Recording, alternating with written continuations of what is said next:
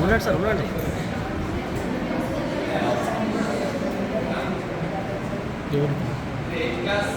College staff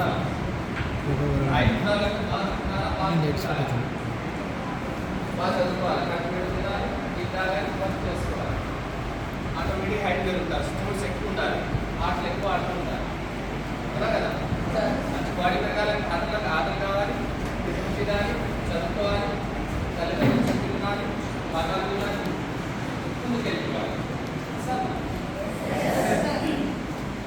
నేను computer department staff ఇక్కడ కాలేజ్లో. మీకు కంప్యూటర్ చూసారంటే కదా, ఓకే. దానివల్ల చూసేది ఏంటి?